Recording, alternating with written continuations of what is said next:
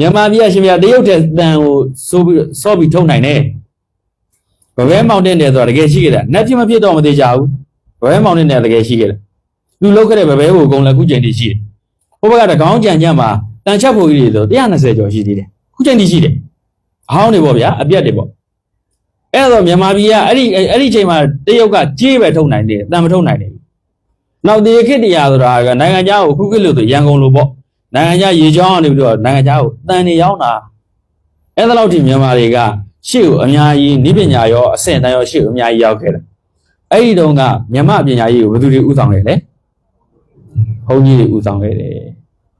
အခုနိုင်ငံရေးကိုရှင်ပြတို့ဥဆောင်နိုင်လားပညာရေးလူမှုရေး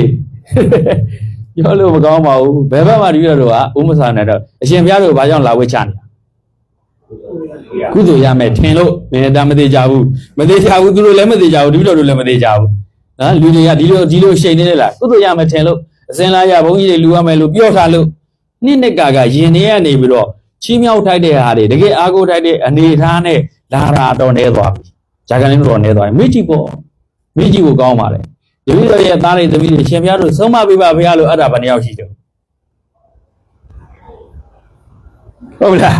အဲ့ဒီတပည့်တော်ရဲ့သားတွေသမီးတွေဆိုတာတပည့်တော်တို့လက်ထက်ရောက်လာမဲ့လူတွေပဲအခုတနိုင်ငံလုံးဘလို့ဖြစ်နေတာလဲအဲ့ဒီလူငယ်တွေနော်အဲ့ဒီလူငယ်တွေကအဲ့ဒါတပည့်တော်တို့ဆုံးမရမယ်ရှင်ဘုရားတို့အခုတင်ထားတဲ့သားတွေနဲ့ပြန်ဆုံးမရမယ်လူငယ်တွေအဲ့ဒါကိုတပည့်တော်တို့ကြည်တာတပည့်တော်တို့ရဲ့ဈေးကွက်ကဘာလို့လဲအခုလူကြီးတွေကတော့ရှင်ဘုရားအရှိန်လေးနဲ့သွားမှာခုတပည့်ပြောတယ်ဒီလိုဘာအောင်ဆရာတော်ဘုရားတွေရှေ့ဆရာတော်ဘုရားကြီးတွေအရှင်လူကြရဲ့